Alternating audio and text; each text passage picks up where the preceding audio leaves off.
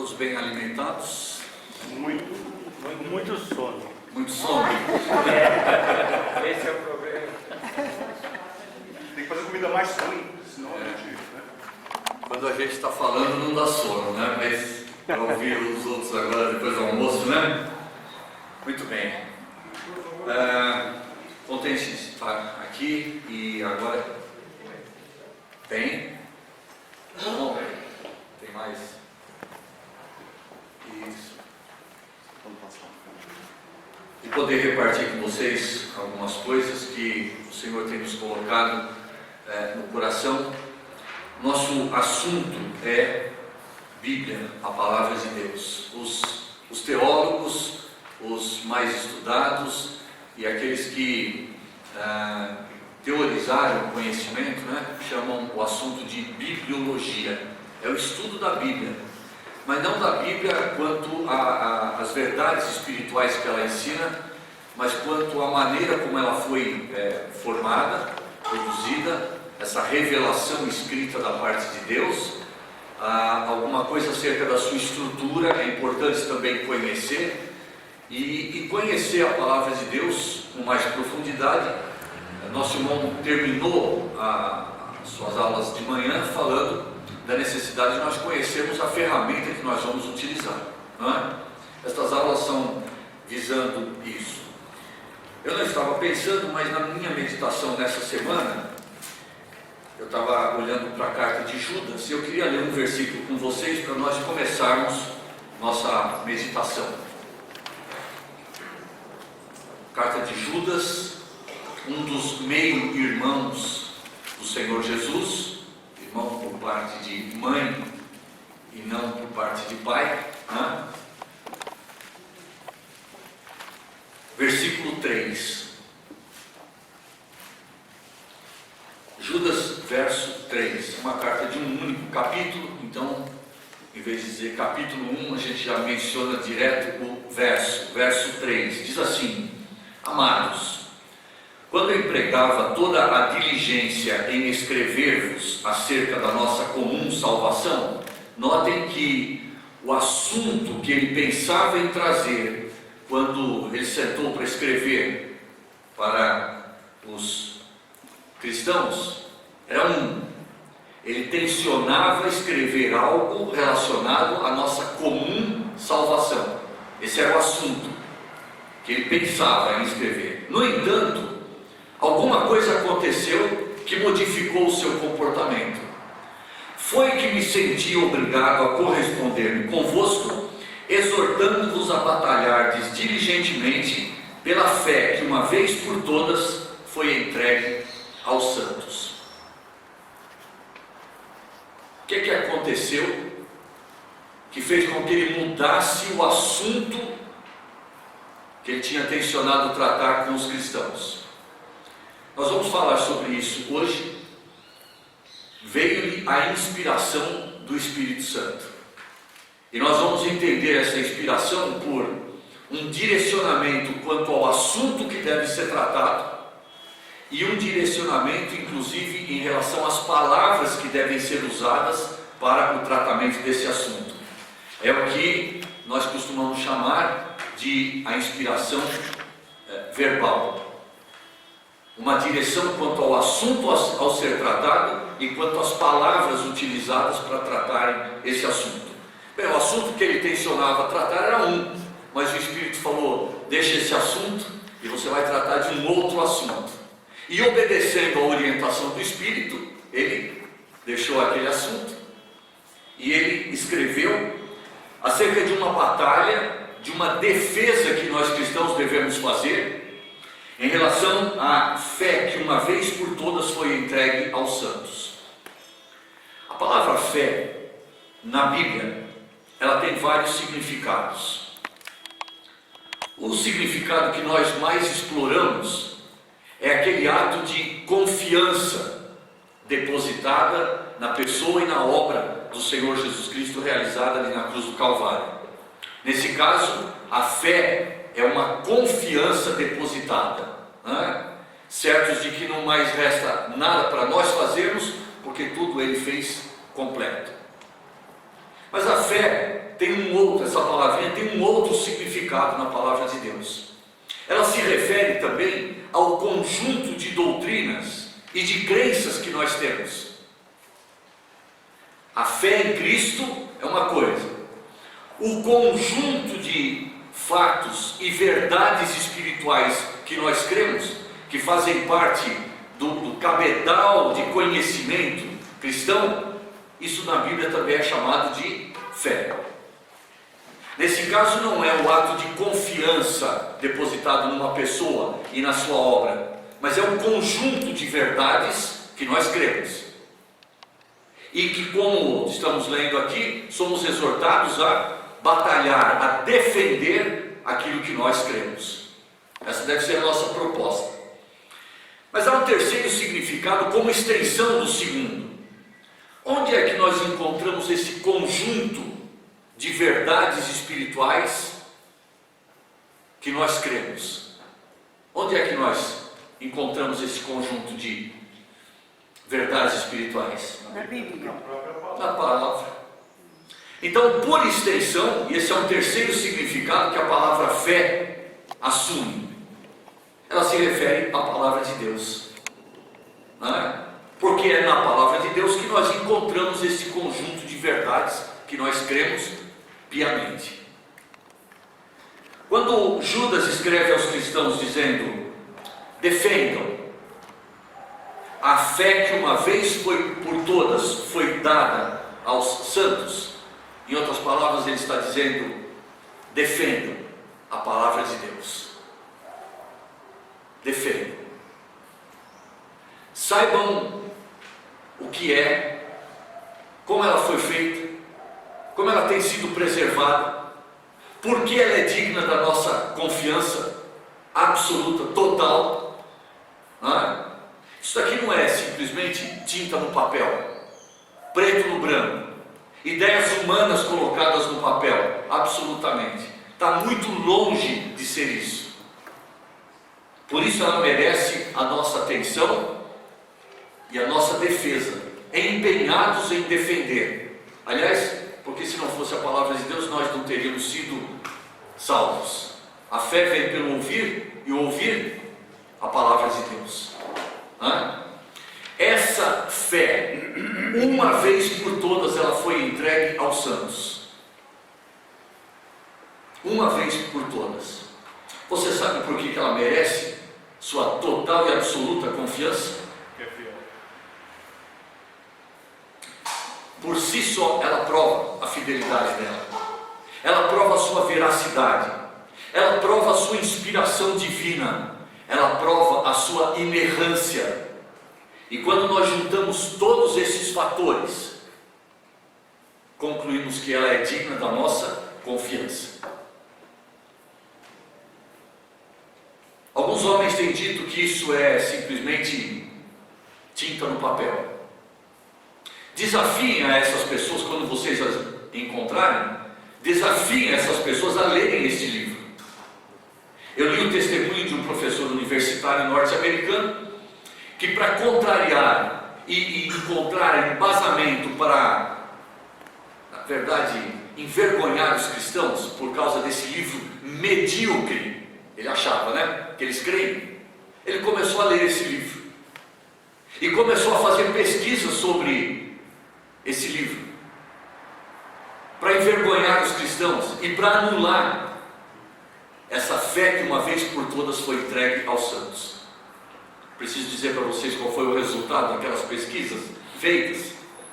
Ele se converteu ao Senhor Jesus Cristo. E aí ele experimentou que esse livro medíocre, além de não ser medíocre, é um livro completamente diferente dos outros, porque é um livro vivo. A palavra de Deus é viva e eficaz. Ela própria nos revela quem ela é. E mais penetrante do que uma espada de dois gumes. E essa espada penetrou naquele coração cético, incrédulo, desafiador, e trouxe luz àquele coração que estava nas trevas, e fez dele um salvo pela graça e misericórdia de Deus. Quando vocês encontrarem alguém que não acredita na palavra de Deus, desafiem-no a ler, porque a maioria das pessoas que não creem nesse livro nunca tiveram contato com ele. O máximo que conhecem da Bíblia é a sua capa. Nunca leram uma palavra. A Rosana, uma vez dando aula numa escola de literatura, encontrou um poema, um escritor brasileiro, não me recordo o nome agora, mas o nome do poema é Esaú e Jacó. E ela perguntou naquela classe de colegial, hoje ensino médio, né, se alguém conhecia a história de Esaú e Jacó. E para surpresa dela, numa classe de 30 e poucos alunos, ninguém sabia quem foi Jacó e Esaú. Quem foram Jacó e Esaú? Diga, irmão.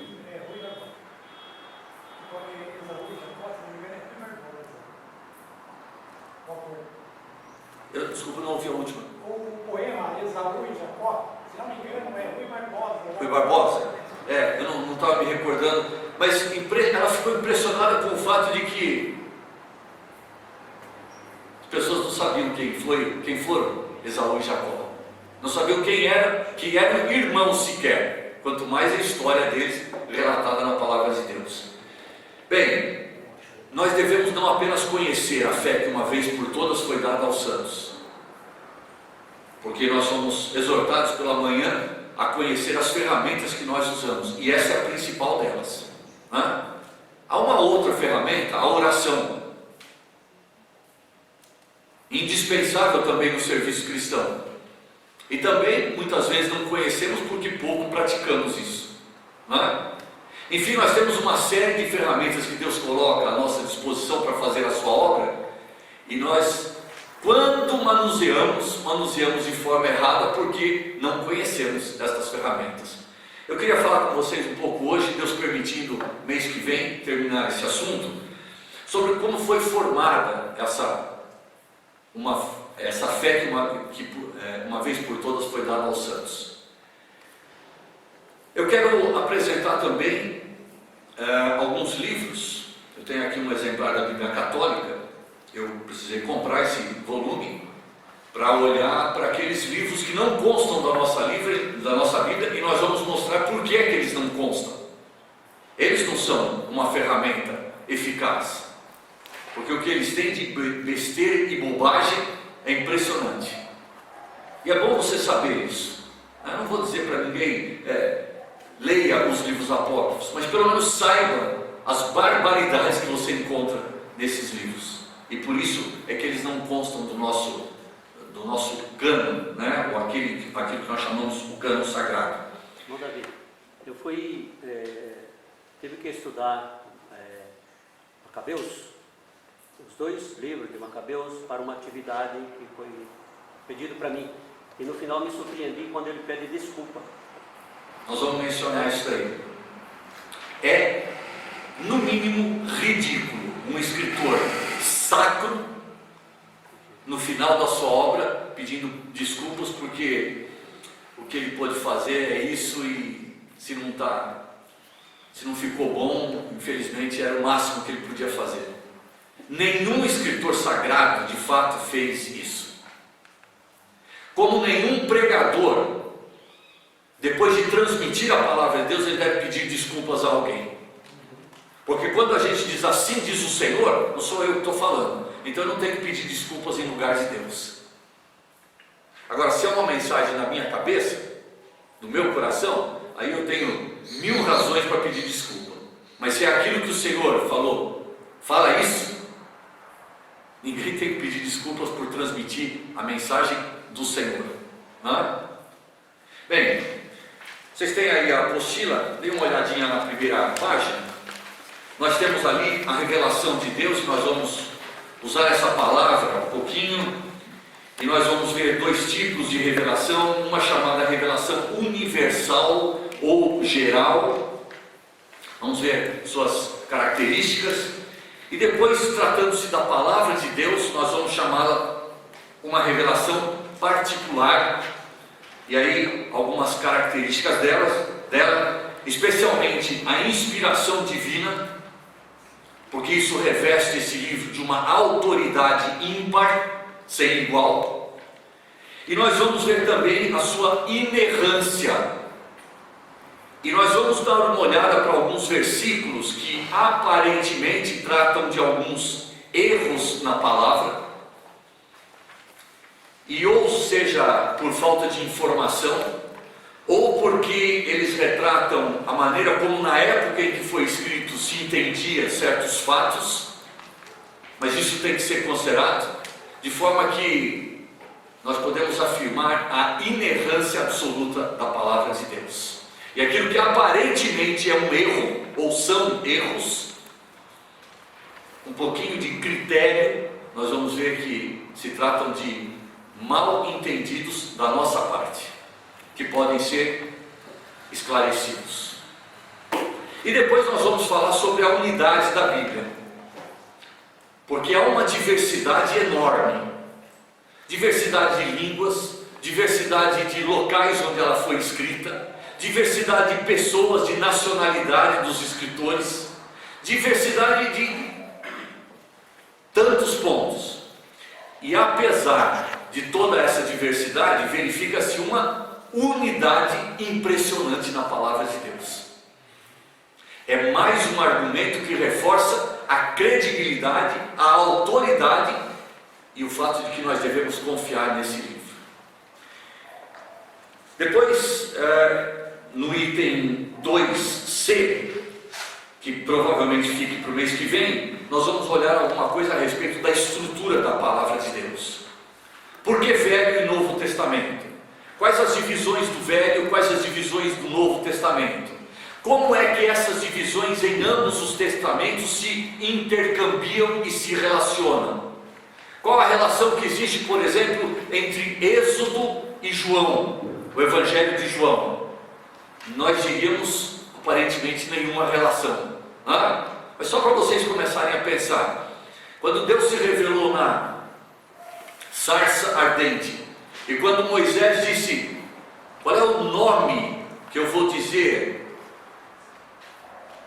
da tua pessoa a respeito para o povo de Israel, a respeito da tua pessoa para o povo de Israel? Deus disse: diga ao povo que eu sou. Esse foi o nome que Deus se revelou. Para nós, na língua portuguesa, é uma expressão até meio esquisita: eu sou. Moisés entendeu o que ele queria dizer na língua hebraica. O Deus que é autoexistente, Ele não é consequência de nada, Ele é a causa primária de tudo. Ele existe por si só, Ele não depende de ninguém. Ele é eterno. Moisés entendeu todos esses conceitos atrás da expressão eu sou. Mas quando nós chegamos no Novo Testamento, nós encontramos 7 vezes no Evangelho de João alguém dizendo eu sou. Quem? Jesus. No capítulo 6, eu sou o pão da vida. No capítulo 8, eu sou a luz do mundo. No capítulo 10, eu sou a porta, eu sou o bom pastor. Capítulo 11, pouco antes de ressuscitar Lázaro de entre os mortos, eu sou a ressurreição e a vida.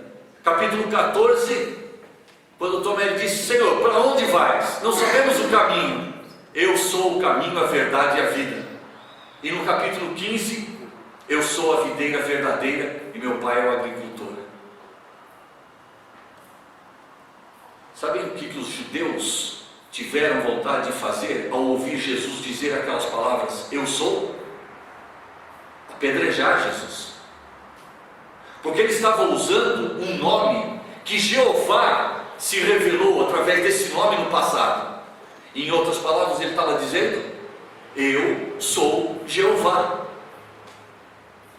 Que curiosamente, os testemunhos de Jeová negam. Se dizem testemunhos de Jeová, mas eles negam quando Jeová se manifestou na pessoa de Jesus Cristo. Jesus Cristo estava querendo dizer, eu sou Deus. O Deus que se revelou a Moisés, lá na sarça ardente, e que libertou Israel do Egito com mão forte, eu sou esse Deus. Quando os judeus entenderam estas verdades, quiseram apedrejar Jesus. porque ele estava blasfemando, achavam eles se fazendo igual a Deus.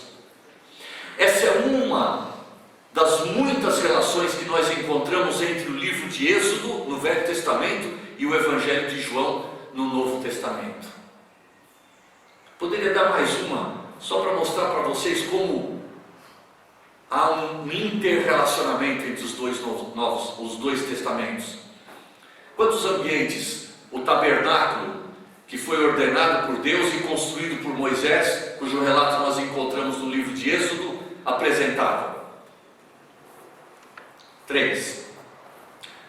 Um ambiente externo, que mais tarde, posteriormente, quando o templo foi construído, foi chamado de átrio. Um ambiente interno ao qual todos os sacerdotes podiam entrar, o lugar santo, e o lugar santo dos santos, quando só no dia da expiação, uma festa judaica, nós encontramos lá descrito em Levítico 23, até hoje comemorada pelos judeus e chamada de Yom Kippur.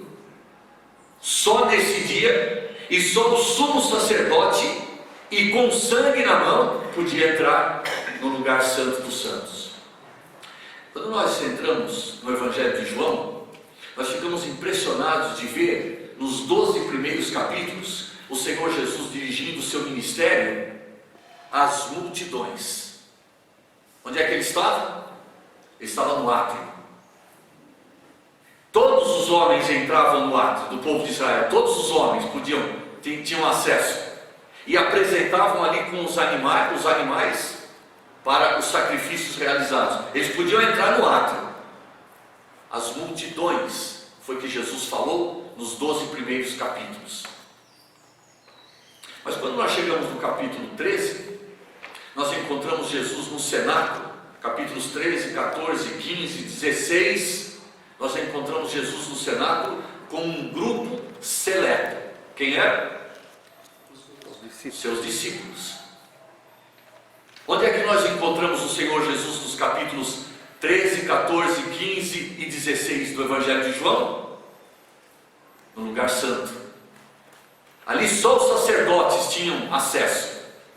E as palavras ditas nesses capítulos de João foram endereçadas não às multidões, mas aos sacerdotes, aos discípulos. Quando nós chegamos no capítulo 17, o Senhor Jesus faz uma oração, que nós a conhecemos como uma oração. Na verdade, nós deveríamos corrigir, porque é a oração sumo sacerdotal. Não é de um sacerdote qualquer, mas é do sumo, do chefe, do principal dos sacerdotes. E é assim que o escritor da carta aos Hebreus, no capítulo 4, chama o Senhor. Nós temos um sumo sacerdote. Ele não está falando de Arão, e também não está falando de Melquisedeque. Ele está falando do Senhor Jesus. E quando ele, naquela oração, nós enxergamos o Senhor adentrando ao lugar santo dos santos. E nos capítulos 18, 19 e 20 de João, nós encontramos o Senhor Jesus fazendo algo que só cabia ao sumo sacerdote fazer, e portanto só ele poderia fazer. Ele morreu, ele foi julgado, ele morreu. Nós encontramos ali o sofrimento do Senhor, mas encontramos também a sua ressurreição vitoriosa. É impressionante como a estrutura do Evangelho de João está baseada na estrutura do tabernáculo. 12 primeiros capítulos no átrio, capítulos 13 a 16 no santo lugar, capítulo 17 é o queimar do incenso. O que representa o incenso na palavra de Deus? Apocalipse 8 diz que o incenso representa as orações, e ele está fazendo a oração, sumo sacerdotal, no capítulo 17, para nos capítulos 18, 19 e 20, nós encontrarmos ele ali. O que representava a arca? A presença de Deus. Só o sumo sacerdote podia entrar ali. Jesus entrou uma única vez e definitivamente resolveu o problema do nosso pecado. A estrutura do Evangelho de João está muito ligada com a estrutura do tabernáculo descrito no livro de Êxodo. Quando a gente enxerga essas questões da estrutura da palavra de Deus, o nosso estudo da Bíblia toma outro significado, ganha outra relevância, e nós começamos a aprender coisas que antes, lendo trechos e livros isolados, nós não compreendíamos. Bem, nós vamos fazer isso provavelmente no mês que vem, quando a partir então do item C nós vamos dar uma olhadinha na estrutura da Bíblia. Vocês podem dar uma lida. Eu sou apaixonado por essa estrutura simétrica da palavra de Deus. Quando eu descobri isso, lendo um livro que meu pai tinha, daqueles livros de capas amareladas e já sem capa e rasgados, mas eu descobri na biblioteca do meu pai, pesquisando sobre esse assunto, isso me deixou mais apaixonado ainda pelo estudo da Bíblia. Essa simetria perfeita, no final das contas, só confirmou uma coisa que nós já sabíamos: esse livro não saiu da mente de um homem, e nem da mente de 40 homens, mas ele é diretamente da mente divina. Toda a escritura é inspirada por Deus. A palavra inspirada faz nos pensar nisso. Deus soprou. Na verdade, nós deveríamos trocar essa palavra inspirada por expirada, porque quando soprou, o livro saiu da boca de Deus, porque saiu da mente de Deus, e homens inspiraram. E aí nós vamos descobrir ainda mais beleza nesse livro que Deus nos deixou. Vamos lá para a primeira página e vamos começar a pensar, depois dessa introdução, então, nas maravilhas dessa fé que uma vez por todas foi dada aos santos.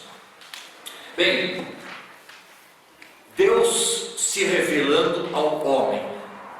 É interessante porque Deus sempre quis fazer isso. Qual é o nome do livro de Apocalipse em inglês? Revelation.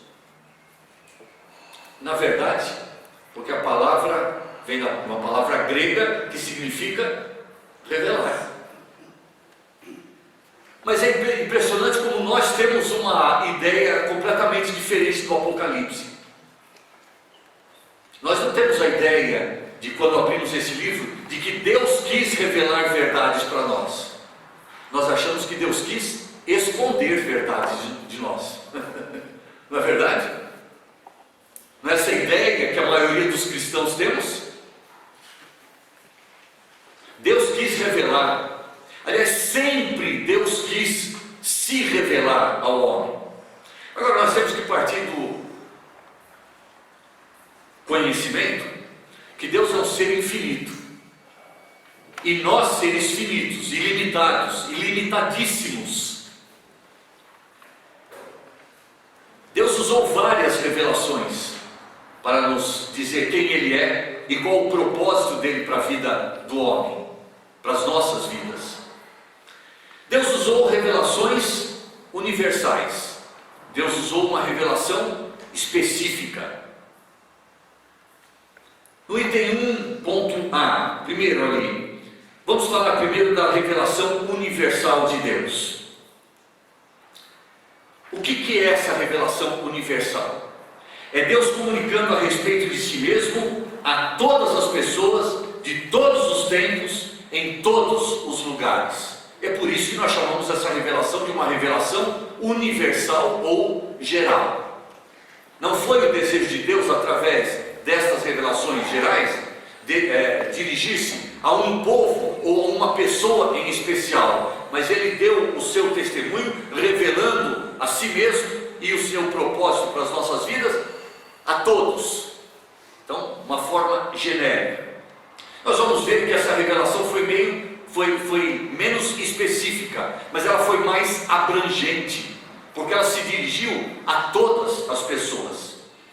Quais os meios gerais ou universais que Deus utilizou para dizer quem Ele é ao homem? Bom, uma das maneiras que Deus usa é através da criação. O que é que Salmo 19, verso 1 diz? Alguém pode ler para nós? Os céus manifestam, ou diz uma outra versão, proclamam a glória de Deus. Não é? Os céus proclamam a glória de Deus, e o firmamento anuncia as obras das suas mãos. Por céus, por firmamento, entenda-se aquilo que Deus criou, a natureza, que nós não devemos chamar de mãe natureza, porque ela não é mãe de nada, ela é filha, ela é criação, ela é obra de Deus. Quando os homens chamam a mãe, a natureza de mãe, querem dar um poder a ela que está além da capacidade que ela recebeu. Ela recebeu um poder sim de manifestar e de proclamar a glória de Deus, mas ela não recebeu o poder de dar vida, de criar vida, de gerar vida. Portanto, ela não pode ser chamada de mãe natureza. Mas ela recebeu uma incumbência. Foi uma das maneiras, um dos meios que Deus se utilizou e ainda se utiliza para dizer quem Ele é. Quando nós olhamos uma montanha,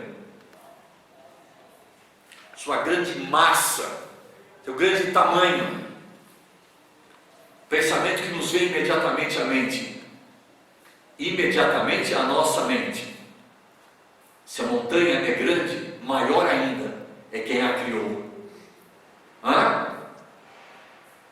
Quando nós olhamos para esse macrocosmos e nós vemos a distância entre os corpos celestes, anos-luz, na verdade nós tivemos até que criar um outro mecanismo de medir essa distância, porque os metros e quilômetros nossos aqui da Terra eram muito pequenos para medir essa distância. Então criou-se aí a unidade ano-luz, que é o tempo que a luz demora para vencer uma determinada distância, com a sua velocidade fantástica. A natureza tem uma incumbência, um dever: proclamar que se ela é grande, se ela é bela, o seu Criador é maior ainda, é mais belo, inteligente, criativo, um ser extremamente sábio e poderoso, porque Ele foi capaz de criar tudo isso. Os céus proclamam. O salmista está usando uma figura de linguagem, porque céus não falam. Ele está personificando o céu, tratando o céu como se fosse uma pessoa aqui, com boca aberta e a plenos pulmões, anuncia a grandeza da glória de Deus. E anunciar a grandeza da glória de Deus significa anunciar, proclamar quem é o Criador. A natureza faz isso. Mas Deus, o apóstolo Paulo escrevendo na carta aos Romanos, capítulo 1, ele diz que através das coisas que foram criadas, o poder de Deus, assim como a sua divindade, claramente se reconhecem. A natureza tem essa incumbência, revelar-nos os atributos de Deus. É verdade que ela é uma revelação limitada, sim, e é por isso que depois houve a necessidade de uma revelação específica, mas mais detalhada, que é a palavra de Deus. Mas na pedagogia de Deus, nós não poderíamos receber esta revelação, e Deus não poderia ter entregado a fé que de uma vez por todas foi dada aos santos, antes de nós aprendermos o beabá. E o beabá nós aprendemos através da criação, a primeira revelação da parte de Deus com a qual nós tomamos contato. Acontecimentos históricos também nos revelam quem é Deus. Por exemplo, mesmo sem nós recorrermos à Bíblia como livro histórico, a história humana registra nos seus anais o que Deus fez com a nação de Israel, como essa nação foi formada a partir de um homem que estava vivendo lá na Babilônia, antiga Babilônia, Ur dos Caldeus. Como Deus tirou aquele homem desse lugar, o trouxe a uma terra, como nós ouvimos pela manhã, Deus lhe mostraria posteriormente, não tinha mostrado, mas pela fé ele obedeceu à ordem de Deus.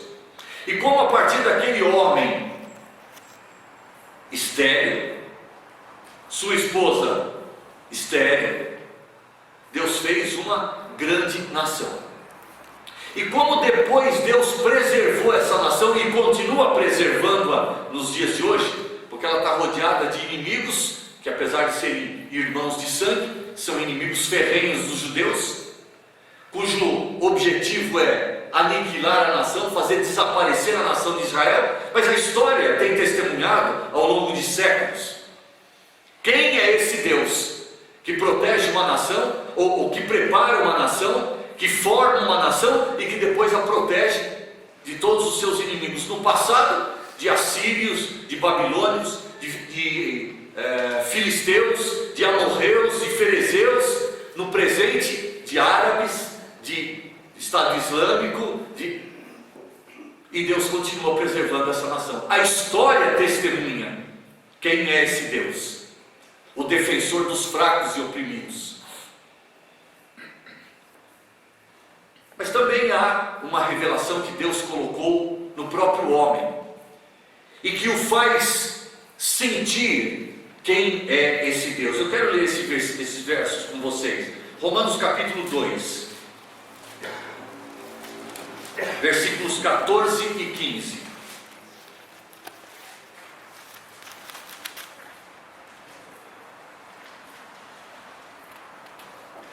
Alguém pode ler para nós? Quando, pois, os gentios que não têm lei procedem por natureza de conformidade com a lei, não tendo lei, servem eles de lei para si mesmos. Estes votam a norma da lei, gravada nos seus corações, testemunhando-lhes também a consciência e os seus pensamentos mutuamente, acusando-se ou defendendo. Especialmente o verso 15 mostra que Deus colocou no homem um ingrediente que o torna capaz, sensível a Deus: a sua consciência. E que Deus também tem colocado no coração de todo homem, não a lei, o decálogo, os 10 mandamentos, mas a norma da lei. Homens que não conhecem a lei judaica, que nunca leram a palavra de Deus, nunca leram Êxodo 20, sabem que não podem matar uns aos outros. Como é que o homem aprendeu isso? Ele não conhece os 10 mandamentos e não conhece em particular o mandamento que diz: não matarás. Mas ele sabe que não pode matar o outro. Quem foi que inculcou no seu coração a norma da lei? Esse sentimento que não foi ensinado em escolas, em universidades, não foi ensinado em igrejas, mas que o homem já nasce carregando dentro de si, que faz com que ele saiba que é errado tirar a vida do outro. Foi Deus quem colocou isso. Foi Deus quem colocou no coração do homem, não a lei, mas a norma da lei. E que torna o homem, de uma certa forma, sensível a quem é Deus e qual o propósito dele para a vida de cada um de nós. No entanto, essas 3 revelações gerais que Deus tem usado, a natureza, a história e a própria constituição do homem, têm sido seriamente marcadas pela entrada do pecado no mundo. O que o pecado tem feito com a natureza? Ou perdão, o que o homem agora pecador tem feito com a natureza? Destruído. Você vai numa praia, você vai numa cachoeira, num lugar, uma fazenda, e você encontra ali latas de refrigerantes ou cervejas no chão, fralda descartável, palito de sorvete jogado ali, não é? o papel do sorvete jogado no chão, a natureza estragada. Sabe que tem a ação de Satanás por trás dessa degradação da natureza? Porque se a natureza é uma das maneiras de Deus se revelar ao homem, Satanás quer estragar essa revelação, desfigurá-la, para que o homem enxergue menos o Criador através da sua criação.